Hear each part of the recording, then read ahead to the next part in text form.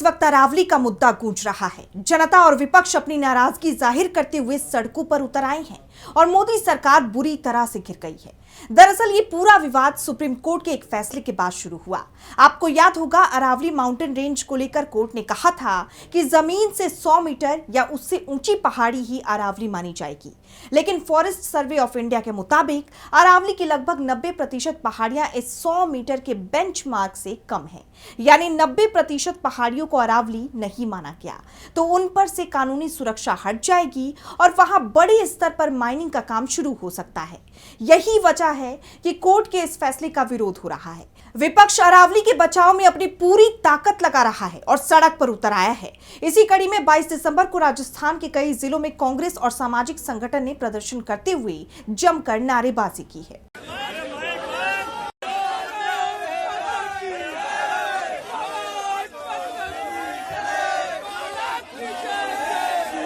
Udaipur collectorate पर प्रदर्शन के दौरान कांग्रेस कार्यकर्ताओं और पुलिस के बीच धक्का मुक्की हुई और पुलिस ने कुछ कार्यकर्ताओं को अरेस्ट भी कर लिया। तो वहीं अलवर में प्रदर्शन के दौरान नेता प्रतिपक्ष टीकाराम जूली ने चेतावनी देते हुए सरकार को कहा, राजस्थान के लिए अरावली फेफड़े के समान है। मैं चैलेंज करता हूं, इस अरावली को खत्म नहीं होने देंगे।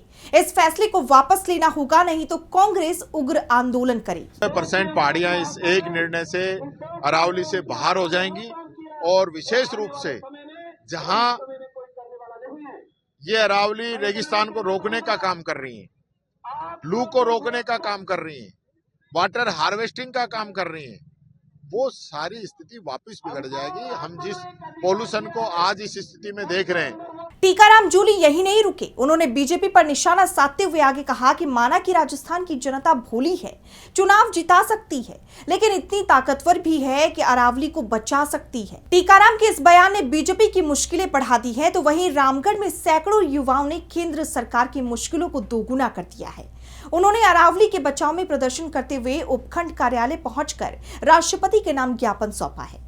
युवाओं में सुप्रीम कोर्ट के आदेशों की आड़ में अरावली की पहाड़ियों पर हो रहे खनन को लेकर नाराजगी है। प्रदर्शनकारियों ने चेतावनी दी कि अगर अरावली में खनन नहीं रोका गया तो जनहित में बड़ा आंदोलन छिड़ा जाएगा। इसके अलावा सीकर में 945 मीटर ऊंचाई पर स्थित हर्ष पर्वत पर भी प्रदर्शन किया गया।